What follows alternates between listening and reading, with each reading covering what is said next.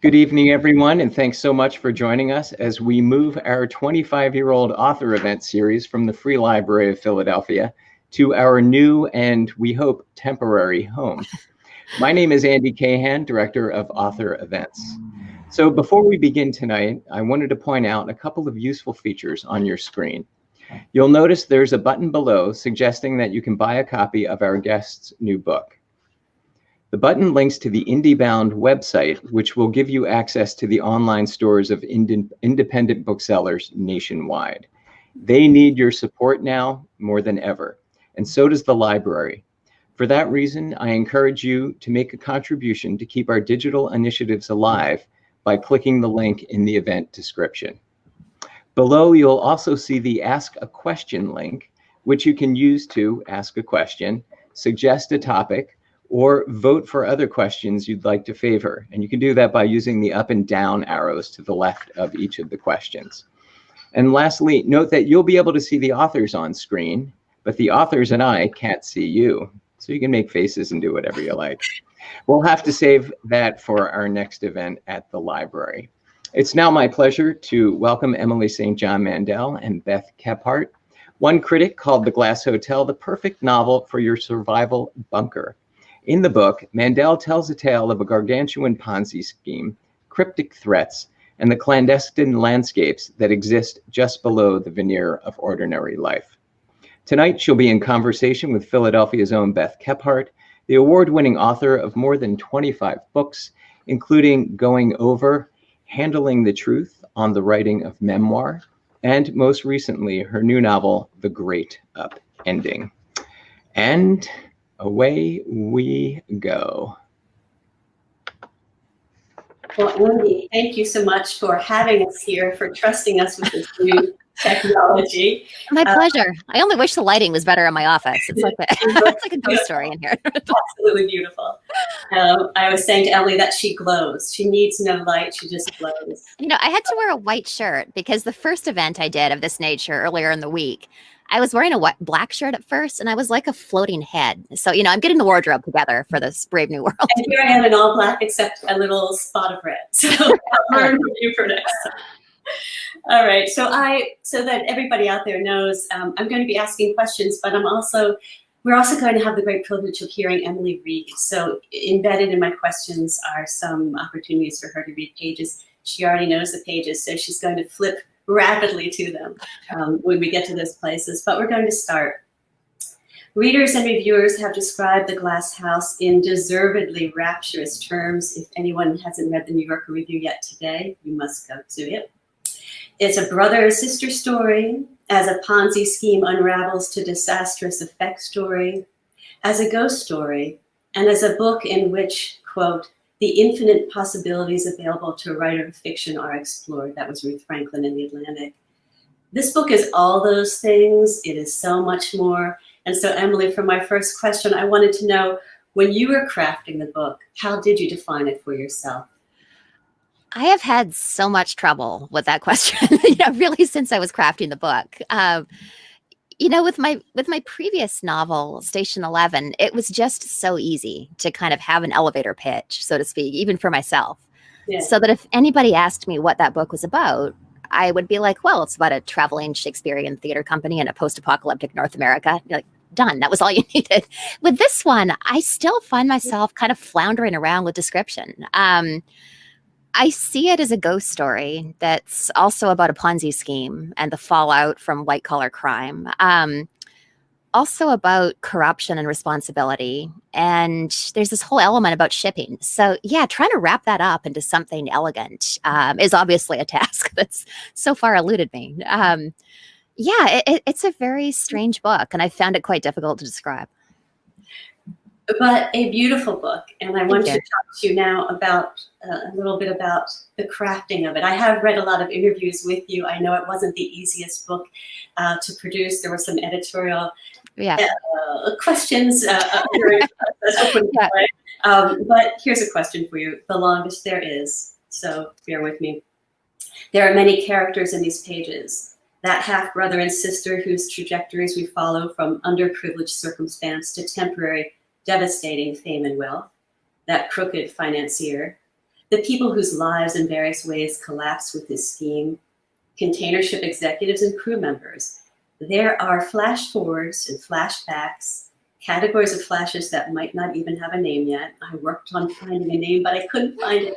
And yet to us readers, this book feels entirely organic, at ease within itself. The right scene following the right scene, a brilliantly conceived recurrence of images, themes, and obsessions, stories slowly knitting themselves together over time. The book, one gets a feeling, trusts itself, and its surprises are elegant. At what point during the writing and revising did it feel as if the book had yielded its secrets to you, and that you, as its creators, could approach its many parts with concentrated calm? It's a great question. Not until the very final round of edits, honestly. So my process as a writer, I never write from an outline. And there are some obvious downsides to that. I think there's really something to be said for having a roadmap when you go into the territory. But there's a real possibility of surprise when you write without an outline. And I've always really valued that. So my process is I write without an outline for a year or so, at the end of which I have this spectacularly messy first draft. I mean, it's really a train wreck. And then for me, I really find the novel in the revisions. And with this novel, it took 5 years to write this thing, which for context is twice as long as it took to write Station 11.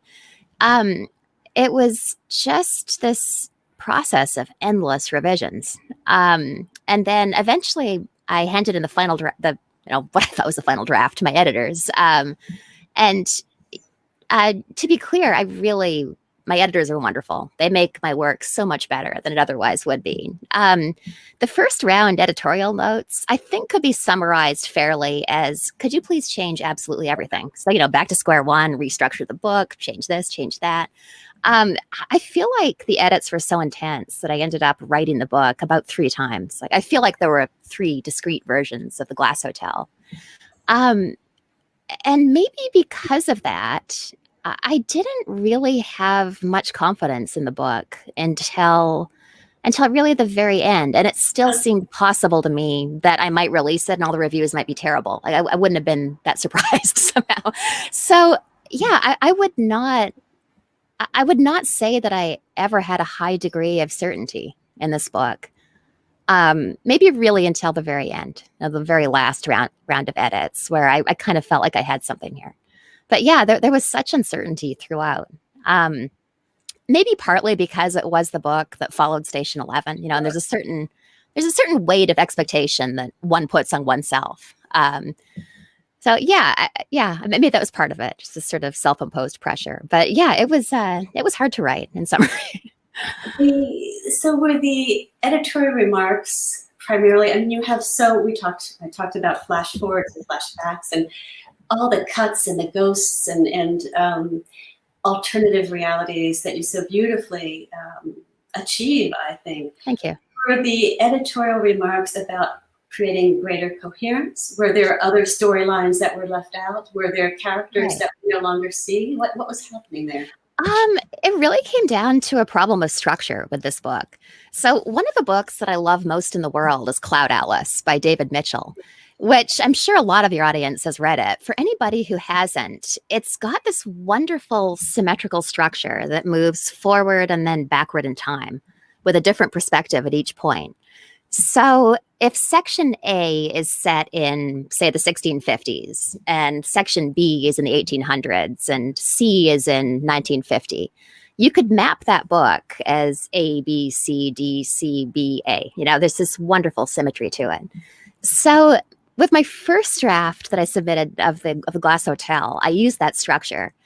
That is such a hard structure to pull off in terms of narrative tension. If you're forced by the structure of the book to return to the same point in time, toward the end, when, in the second half of a book, you really have to be ramping up the dramatic tension, for the final stretch. So yeah, it was largely a structural problem. So then once I solved that problem, then we started to get into problems around, well, what is the climax of the book? And what we were trying to do for a while was make the sort of climactic sort of beginning of the third act moment be the reveal of the Ponzi scheme, which is not actually a spoiler, by the way. If you read the jacket copy, you know it's a Ponzi scheme. But Vincent, the main character, doesn't know it's a Ponzi scheme. So trying to figure out a way to structure the book so that that reveal was as close to the end as possible.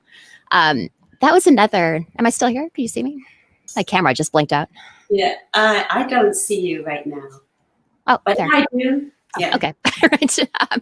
Yeah. So I would say the notes largely had to do with the structure of the book, and coming up with a structure that worked dramatically was hugely challenging. But isn't it now, in retrospect, you can say it because the reviews are so beautiful. I can say it. How much more exciting to be on a journey where you're creating something new and having to develop a structure that works, something that you define for yourself. And that's the glory of writing. 5 years it takes. You're sort of in that knot during it. But in retrospect, how beautiful that you stayed with the pieces and how they move. Well, thank you. Thanks. You said in a recent interview that many of your female characters erupt from personal, perhaps even autobiographical places. This is in many of your books. And so, of course, we have to wonder, is that true of Vincent? And can you tell us more about her and maybe in sideways fashion more about right. Like Vincent? Sure, absolutely. It's funny.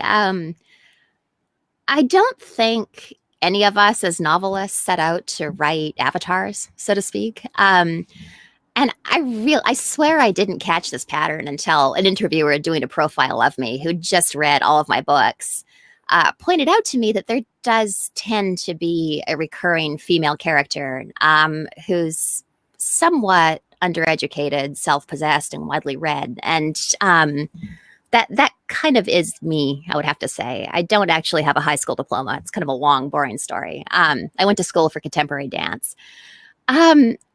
It's not boring. I've read this story many times and I love it. So well, thank you. No, I didn't mean to write myself into my books, and I didn't completely. None of those characters are actually me. But I think that as fiction writers, we do inevitably draw from our own experiences and trying to create well-rounded characters. And, although no character has ever been explicitly or clearly me, I have absolutely pulled from my experiences in creating, probably especially Vincent, and Miranda in Station 11 was the other obvious one. With Miranda, maybe it was a little bit more clear. She's from the same tiny island off the west coast of British Columbia where I grew up. She has the same experience I did of moving to a big city at 18. When you're from a very small place where everybody knows you, and then you move to a major city, the anonymity can feel like freedom, just being able to walk down the street and nobody knows anything about you. So I definitely gave that personal experience to Miranda. With Vincent, she's not actually, I don't think she's as close to me as Miranda was. There are definitely biographical similarities in the sense that, she doesn't have academic degrees either. She is an artist, but her major problem in life, as I see it, is that she doesn't know what she wants to do with her life. She's talented, but not particularly ambitious. And that's not actually something I can relate to. I have always been ambitious, which I think in our culture has negative connotations, but it doesn't have to. I don't think that wanting to excel in your career in any way means that you're ever unkind to other people, for example. So I saw her as being very much lacking in direction, and that's not a problem that I've had. So, but it is a fair point. There are some similarities. Did you ever dye your hair blue, for example? I almost did. I didn't. No, I mean, Graffiti. Do you have a graffiti? No graffiti. No, never in my life. Yeah, I was a really square teenager. Square dancing teenager. Yeah. So we've talked a little bit about Vincent. Let's hear her voice. Sure. You're going to read the opening 2 pages for us. And when you finish these pages, you've written this book in an I, a choral we, and a third person. Mm-hmm. you do them all well. Thank Let's hear this voice from you, and when we come out from that reading, whether there is a voice that you feel most close to as you write. Okay, sure. So for context, for anybody who doesn't have a copy of the book in front of them, this is the first chapter, and it's told in fragments. So if I sound like I'm jumping around, it's that it's a series of paragraphs with a dash at the end. It really breaks off. All right, the chapter is called Vincent in the Ocean. Begin at the end, plummeting down the side of the ship in the storm's wild darkness, breath gone with the shock of falling, my camera flying away through the rain. Sweep me up. Words scrawled on a window when I was 13 years old. I stepped back and let the marker drop from my hand, and still I remember the exuberance of that moment, that feeling in my chest like light glinting on crushed glass. Have I risen to the surface? The cold is annihilating. The cold is all there is. A strange memory. Standing by the shore at Cayette when I was 13 years old, my brand new video camera cool and strange in my hands, filming the waves in 5-minute intervals. And as I'm filming, I hear my own voice whispering, I want to go home. I want to go home. I want to go home. Although where is home if not there? Where am I? Neither in nor out of the ocean. I can't feel the cold anymore, or actually anything. I am aware of a border, but I can't tell which side I'm on. And it seems I can move between memories, like walking from one room to the next. Welcome aboard, the third mate said, the first time I ever boarded the Neptune Cumberland. When I looked at him, something struck me, and I thought, you. I am out of time. I want to see my brother. I can hear him talking to me, and my memories of him are agitating. I concentrate very hard, and abruptly I'm standing on a narrow street, in the dark, in the rain, in a foreign city. A man is slumped in a doorway just across from me, and I haven't seen my brother in a decade, but I know that it's him. Paul looks up, and there's time to notice that he looks terrible, gaunt and undone. He sees me, but then the street blinks out. So that's chapter 1 of The Glass Hotel, a woman falling off the side of a ship. And so beautiful on the page and so beautifully read. Thank you. Thank you for that. And so that's first person. The whole book is not in first person. No, it's not. I do switch around a little bit. I find first person really hard to sustain. I came across what seemed to me to be good advice once. I think it was Jonathan Franzen who said, unless you have a really compelling first-person voice that you absolutely have to use, then go with third, which I think it makes sense for me personally. I find third person much easier. It's kind of my default. But yeah, in the book, although it is an ensemble piece, Vincent is very much at the heart of every storyline in the book. Yeah. And I liked the idea of beginning and ending with her. There's an intimacy to first person. Yeah. Also, if we're being honest here, it's not hard to sustain first person for 2 chapters, one at the beginning, one at the end.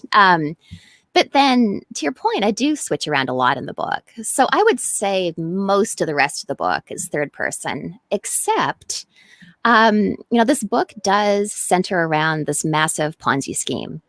And although every character in the book is fictional, that is, of course, based on Bernie Madoff's crime, the scheme that imploded in December of 2008. And what drew me to that crime was actually his staff. So, at the time that Madoff was arrested, when, the economy was in chaos, he was arrested, but he didn't go down alone. About 6 of his staffers were arrested too. And it became clear that maintaining this massive crime over decades had really been a team effort. Somebody's got to format the fake account statements and wire the money back and forth. And at the time, I was working as an administrative assistant in a cancer research lab at the Rockefeller University. I really liked my coworkers. And what I found myself thinking about was just the camaraderie that you have in any group of colleagues. You're showing up at work for this shared mission. How much more intense is that when you're showing up at work on Monday to perpetuate a massive crime together? That's your Monday morning routine. It's kind of insane to think about. So as I thought about that group, I I decided it might be kind of interesting to try the collective first person. Yeah. And that was kind of an interesting way for me to think about questions of collective guilt and kind of collective delusion. You know, a lot has been written about the power of the mob, in the sense that if you're part of a group of people doing something wrong, you know, you'll do things in a mob that you would never do individually. So the first chapter from the office chorus, you know, as I call them in this book, the first line is, "We had crossed a line." Yeah. And I think, you know, I think it's easier psychologically to say we crossed a line than I crossed a line. So yeah, that was a really fun voice to write in. It's the first time I've tried it. It's fantastic, and it moves, those chapters move with such speed, if that makes sense. You're seeing all of it, and it's wonderful. I'm keeping my eye on the clock, as I know Andy would want me to do. So I was going to ask you about dance and choreographing stories, but I'm going to skip to this question. The glass hotel is filled with agile escapes into and out of existing worlds. And so I wonder if you could read pages 34 and 35 and talk about what some of the wealthiest characters in your novel really want when they escape the modern world. Okay, sure. So to set this up, although I don't know that it needs a ton of setup, it's pretty self-explanatory at the beginning. But this is a chapter in which you're introduced to the hotel that's in the title, which is, you know what? I don't even need to introduce it. This is the introductory part. Okay, I'm going to jump right in. Walter is the night manager at the hotel. The property's in the middle of nowhere, Walter's general manager had told him at their first meeting in Toronto 3 years ago, but that's precisely the point. This first meeting was in a coffee shop by the lake, the coffee shop actually built on the pier, boats bobbing nearby. Raphael, the general manager, lived on the property of the Hotel Cayette, along with almost everyone else who worked there, but had come to Toronto to attend a hospitality conference and poach talent from other hotels. The Hotel Cayette was a glass and cedar palace at twilight, lights reflected on water, the shadows of the forest closing in. Walter was studying the ad campaign photos that Raphael had slid across the table. "What you said earlier," Walter said, "about it not being accessible by car." He felt that he must have misunderstood something in the initial presentation. "I mean exactly that," Raphael said. "Access to the hotel is by boat. There are no roads in and out. Are you somewhat familiar with the geography of the region?" "Somewhat," Walter lied. He had never been that far west. His impression of British Columbia was akin to a series of postcards, whales leaping out of blue water, green shorelines, boats. Here, Raphael was shuffling through papers. "Take a look at this map." The property was represented as a white star on an inlet at the north end of Vancouver Island. The inlet nearly broke the island in half. "It's wilderness up there," Raphael said. "But let me tell you a secret about wilderness." "Please do." Very few people who go to the wilderness actually want to experience the wilderness. Almost no one. Raphael leaned back in his chair with a little smile, presumably hoping that Walter might ask what he meant. But Walter waited him out. "At least, not the people who stay in five-star hotels," Raphael said. "Our guests in Cayette want to come to the wilderness, but they don't want to be in the wilderness. They just want to look at it, ideally through the window of a luxury hotel. They want to be wilderness adjacent. The point here," he touched the white star with one finger, and Walter admired his manicure, "is extraordinary luxury in an unexpected setting. There's an element of surrealism to it, frankly. It's a five-star experience in a place where your cell phone doesn't work." "How do you bring in guests and supplies?" Walter was having some difficulty grasping the appeal of the place. It was undeniably beautiful, but geographically inconvenient, and he wasn't sure why your average executive would want to vacation in a cellular dead zone. "On a speedboat," Raphael said. "It's 15 minutes from the town of Grace Harbor." "I see. Aside from the undeniable natural beauty," Walter said, trying a different tack, "would you say there's a distinguishing factor that sets this hotel apart from similar properties?" "I was hoping you'd ask me that," Raphael said. "The answer is yes. There's a sense of being outside of time and space." Outside of a figure of speech, but it's not far off. Raphael loved the hotel. Walter could see that. "The truth of the matter is," he said, there's a certain demographic that will pay a great deal of money to escape temporarily from the modern world. In the interviews that I've read with you, you talked about your Station 11 tour, the hotels that you've gone to, the many of them, hotels sort of being the idealized version. But your characters in this story, or many of them, are wealthy, and they want to escape the modern world. How do you define the modern world? What is it that we want to escape from? I think that what we long for is more quiet, more space around us, and just a sense of uncluttered peace.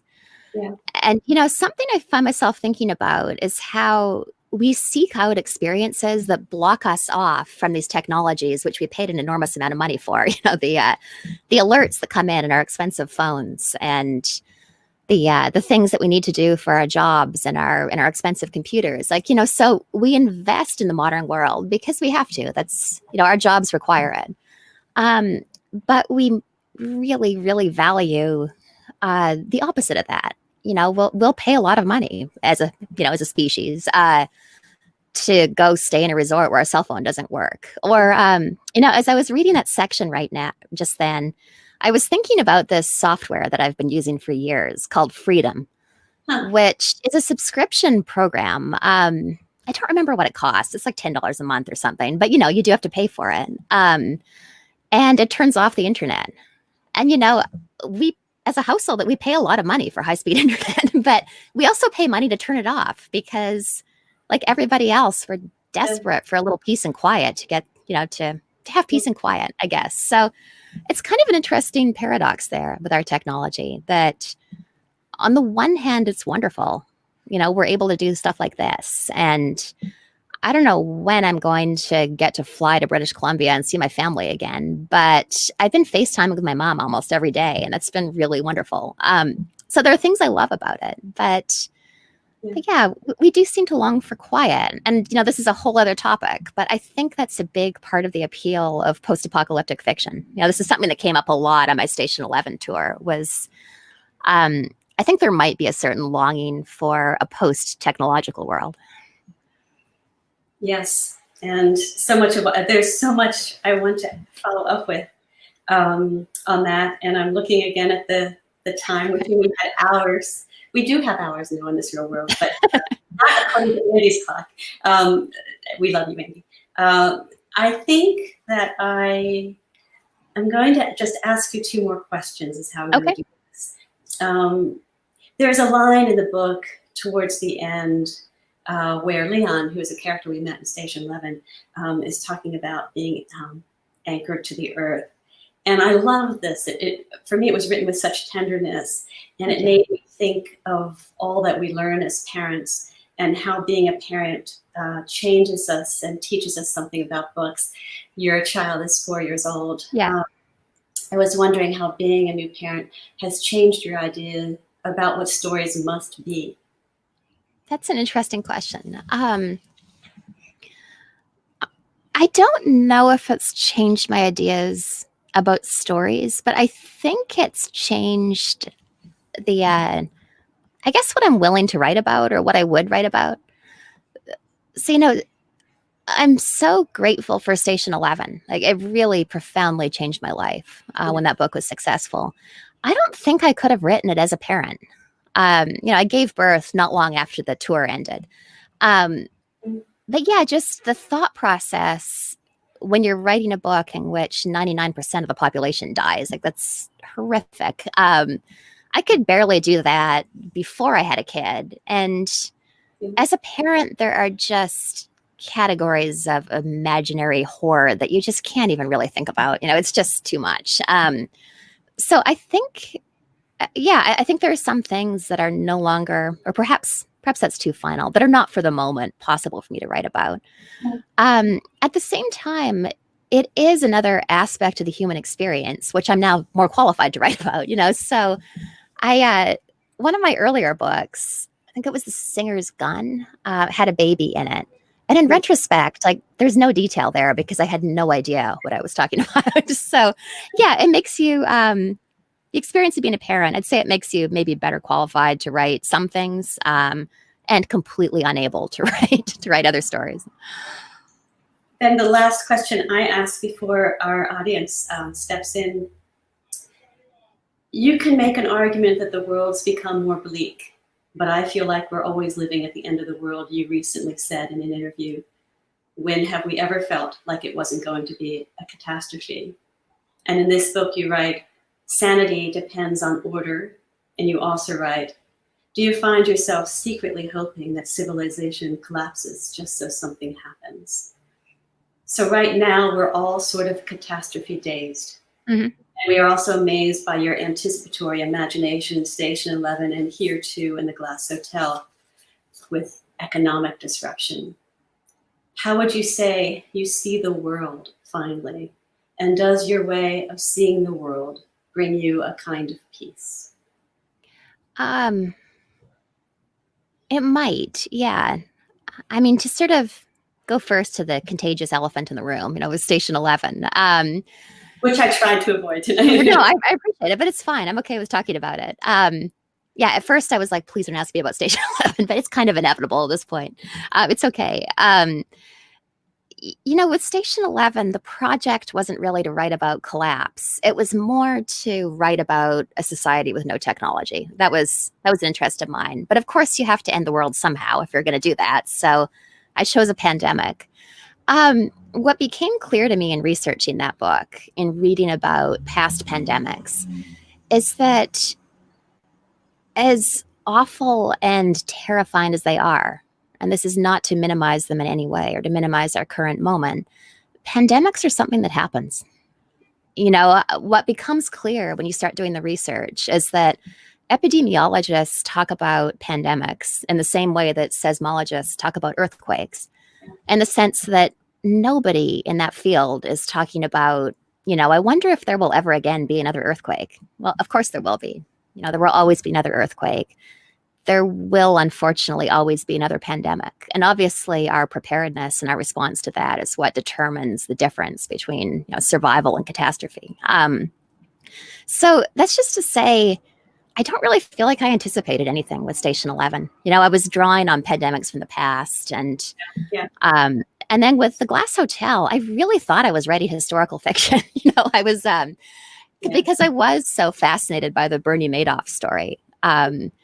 And I do find myself returning to the 2008, 2009 economic collapse as a topic, because I remember, I just remember it so vividly and how intense it was. And it was an interesting collapse. So yeah, I thought I was writing historical fiction there. I sure didn't anticipate this. Well, and it makes us wonder what you're going to write next. I know, I'm a little scared. A really nice book with unicorns. I have brought up the questions. And yes, this was a question I'm going to, wow, wait, they keep changing as they go forward. This was a question that I was going to ask. So I love that one of Connor from the audience has asked, could you talk about the ghosts in your new novel? And Connor also wanted to say, I just love your books. Oh, thank you so much. It's really nice. So, as I mentioned way back at the beginning, I don't write from an outline. And that means some kind of unexpected things can happen as I'm writing and figuring out what the story is. So I thought I was just writing this kind of straightforward white-collar crime novel about this Ponzi scheme. But I think I just always wanted to write a ghost story. Yeah. So, I started off writing... just to back up a little bit, I feel like when we use that phrase, ghost story, we tend to be thinking about these sort of quote unquote classical ghosts, the sort of specter wafting down the hallway in the dilapidated Victorian mansion, that kind of thing. So there are definitely a few of those in the Glass Hotel, but it can be interesting to think about different ways of being haunted. Yeah. I don't think many of us made it to adulthood without accumulating some regrets, the things that you wish you'd said or wish you hadn't said, or choices you shouldn't have made or, should have made. And isn't that a kind of haunting, when those moments return to you like every so often through the course of your life? Yeah. An idea that really interests me is this idea of the counterlife, which there was a Philip Roth novel of that title years ago that I loved. And, you know, in that novel, that was a series of, I want to say like 4 or 5 variations, you know, kind of variations on the same life. It's your counter life. That's your counterfactual life. That's the life you didn't lead. The life where you married somebody else or went to a different school or emigrated instead of staying or vice versa. And it was kind of interesting as an exercise in this book to think, well, what if your life is being haunted by the ghosts of the lives that you didn't lead? Yeah. So, yeah, I was trying to think about different ways of being haunted, kind of as an organizing principle for the book. So, yeah, I feel like in every section, somebody's haunted in a slightly different way. And very powerfully, when your made-up character is in prison and just thinking of all that, I could have left them, I could have been this. Yeah. All of it happens. And of course, Vincent in this book has many very different lives. And so she's living alternative lives, but she's also thinking about. And of course, you bring in some Station 11 characters here, right, and a few little glimpses of Station 11, the what ifs, the what could have beens. And I love that you're expanding the idea of ghosts for us. That's really important. Thank you. So Laura Boyce is saying, I saw your joking tweet warning readers not to read Station 11 during the pandemic, but I actually think it has a beautiful message about the role of art in times of crisis. Could you talk about how that theme applies during this pandemic? Sure. Yeah, you know, my idea in writing Station 11 was that not to sound too grand about it, but maybe the arts remind us of our humanity, you know, in an absolutely catastrophic scenario. I don't think we're at that point yet with this. But the arts, you know, they're important. Like, stories are important. Different perspectives on different lives are important. And I've always found the arts to be a sustaining force in my life. And, you know, I'd venture to guess that probably anybody taking the time to tune into this conversation might have a similar relationship with books. But yeah, they're just so important to me in a way that I don't even know that I could intelligently articulate. But there is something about being reminded of maybe your own humanity and just like having different points of perspective on the world. So yeah, you know, I've been seeing a lot of tweets. I use Twitter like 10 times now more that I'm in now that I'm quarantined, you know, than I ever did before. It's become really important to me, and I've just seen so much from people who seem to be having a similar relationship to art. That, you know, all of a sudden books are like really important. And yeah, to go back to that tweet for a minute. It's gotten better, but a couple of weeks ago, there were a lot of people on my timeline who seemed kind of mad at me because they'd read a pandemic book during a pandemic. And it was like, you know, the jacket copy is pretty clear. Like, I don't feel like I was, you know, holding anything back there. So yeah, I meant that tweet. It was like, guys, stop reading. But I have also heard from people. Maybe I've written it. Right. But I have also heard from people who found it heartening, I guess, because it is a hopeful book. So, you know, that's really nice too. Yeah, there's a lot of beauty in that book. Thank you. I am going to keep reading. Okay, let's go with Larry Milliken. The theme of shipping is important here, and it also came up in Station 11. Yeah, that question I bet you love to think about. Why shipping, Emily? Why shipping? Right. Oh, it's always interested me, and it doesn't seem to interest anybody else. You know, I watch interviewers' eyes glaze over when it comes up. I think what interests me about shipping is that, on the one hand, it's an unbelievably vast part of our economy. Yeah. You know, there are very few things that are made in the United States where I live. So most of the things on and around me came to me over the water. You know, the curtains, the microphone, really almost everything. So it's this incredibly vast part of our economy. We don't really think about the process by which these things reach us, let alone think of the people who brought them to us. You know, who were the guys who navigated your banana through the Panama Canal? You know, you don't think about that. You just eat the banana. So on the one hand, it's vast. On the other hand, it's weirdly invisible, given its vastness. Yeah.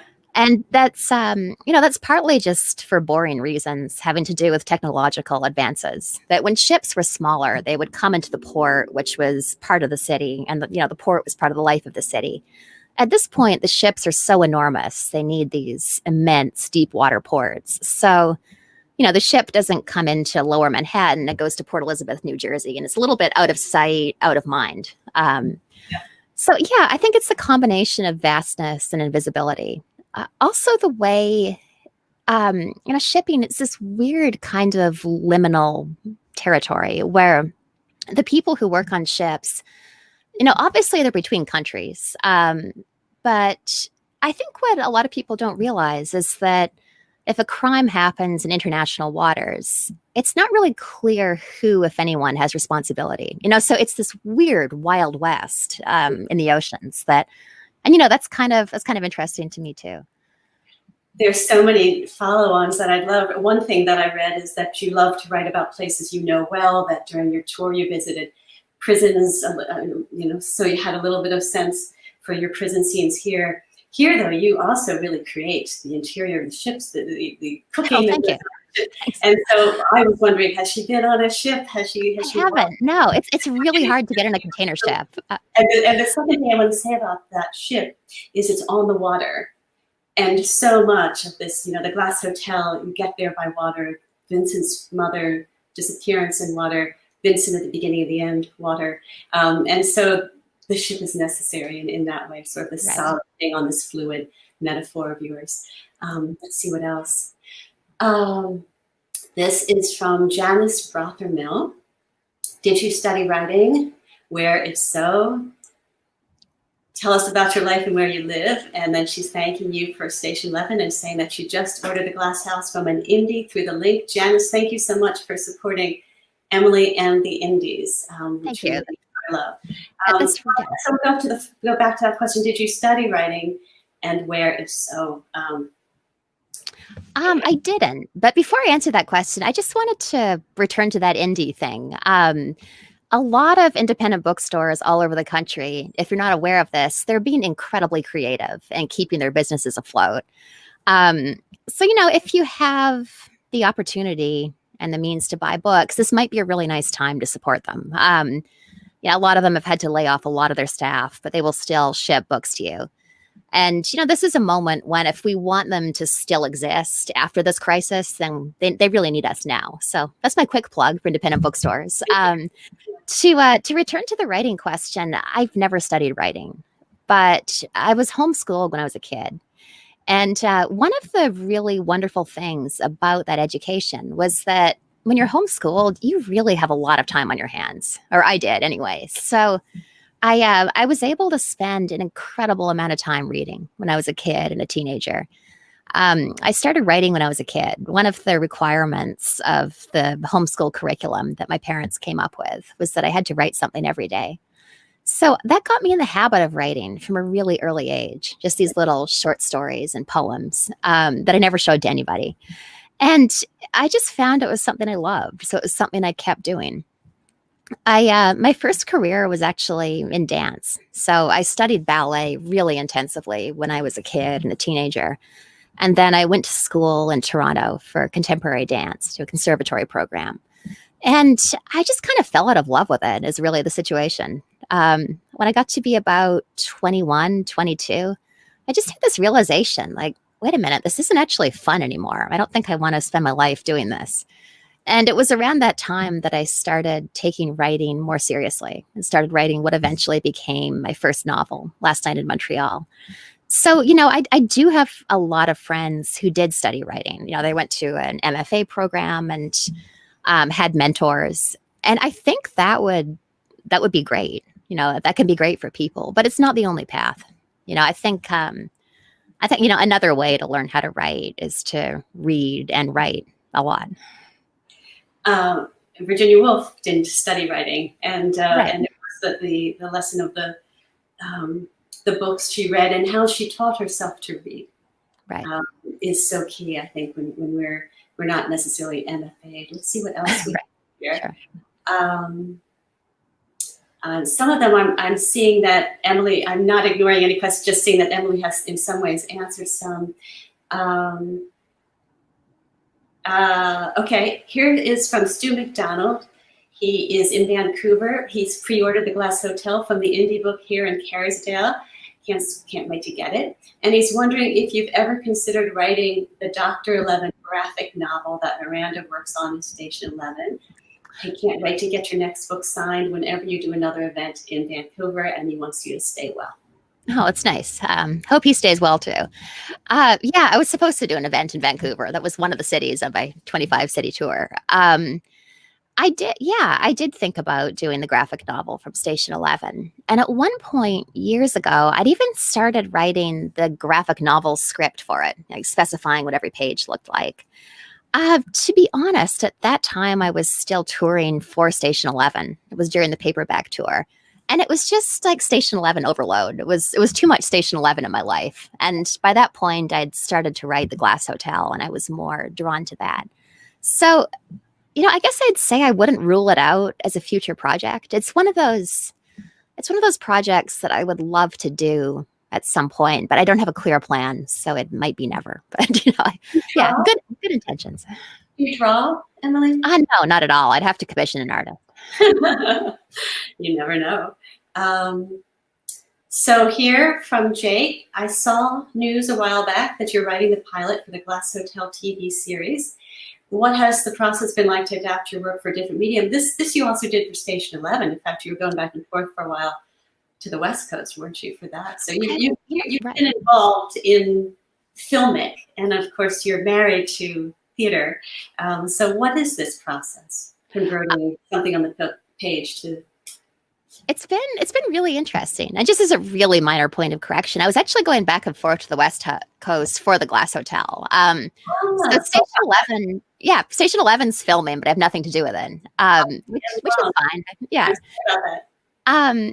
It's about you, and I get confused. That's okay. The Glass Hotel, it's been a really interesting process. One of the things about not having an MFA is that I've never had the workshop experience, so, and I never really had a mentor either in fiction. So I'm just not used to working in any kind of collaborative way. Like by the time my editors see my novels, that's kind of a finished thing that they're trying to improve. They're not with me, walking me through the beginning, trading ideas about chapter 2. It's different. Television's collaborative, and I've had the good fortune of working with a really great TV writer, Semi Chellis, who was on Mad Men for a long time. Mm-hmm. And she has this deep, intuitive sense of how television works and how to structure a series and an episode. So yeah, I was going back and forth to LA to work with her on blocking out the first season and blocking out the pilot. It's been really fun, I have to say. It's a completely different form. So the learning curve was kind of steep in learning how to write a pilot episode. It gave me a new appreciation for why the screen adaptation is always so different from the novel.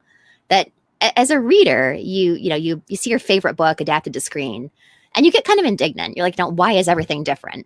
Well, because television has a completely different set of dramatic requirements. Every scene just has to drive in a way that it doesn't really with fiction. Yeah. So yeah, it gave me a new understanding of that. And I've really enjoyed it. I love writing novels, but after 5 novels, it's kind of fun to do something completely different. We have 2 more questions that we have. Thank you for that answer. And Stu wants to follow up on Jake's question. And it's what you've been talking about, but the experience of a writer's room. You've just named who else is working on the show, but Stu's interested in what is a writer's room experience. I haven't really had that experience, to be honest. The writers' rooms that I've done, it's just been the Glass Hotel pilot, and I don't know if you could even call it a room. If you meet with a writer for 2 consecutive mornings in the boardroom of a hotel in West Hollywood, like, I don't know, I feel like that's not the typical writer's room experience. So I can't really speak to that. I'm the wrong person to ask, but I think, from what I've heard, I have a lot of friends who do write for TV. it can be heaven or hell depending on who's running it, kind of like any workplace. Yeah. I think this will be the last question, and this is from David Sockover. And he says, Station 11 and Glass Hotel seem like very different books. What kind of story do you see yourself telling next, and what is currently inspiring you? I just started a new novel, but I don't want to talk about it yet because it's too early. I've been reading a lot of sci-fi lately, which I've really been enjoying. There's a wonderful collection of sci-fi from China called Broken Stars that I've been reading, translated by Ken Liu. It's fantastic. It's totally different from anything I'd read in a really long time, and the quality is uniformly spectacular. So yeah, I've really been enjoying that lately. What do you read to your child? All of the kids' books that I love most. So yeah, lots of Dr. Seuss. There's this illustrator and writer whose work I love. I don't know how to pronounce his last name. Muth or Muth, M-U-T-H. John is his first name. A whole series of books about a giant panda who's into Zen philosophy. So yeah, Winnie the Pooh is also a big deal in our household. She started saying, "Oh bother," when she's mad, which I kind of love. So. Great. And I know you want to step in. Do you want me to ask one more question? There you are. No, I think we're all set. That was a fantastic conversation. Thanks to you, Beth, and thanks to you, Emily, so much for joining us on your book tour, which I know was substantially undercut by current events, shall we say. So I just want to remind all the viewers to go out, or don't go out, stay in, click that button, support these writers and the independent bookstores and buy their books. And you can follow our events on Crowdcast using the icon above. And be sure to visit us online at freelibrary.org/author events to access our video archive, podcasts, and upcoming presentations. Thanks again, Beth. Thank you so much, Emily. Thank you. Thanks for joining us, everyone. Keep reading and have a good night. Thank you. Thank you so much. Thank you so much, Emily. Thank you, Beth.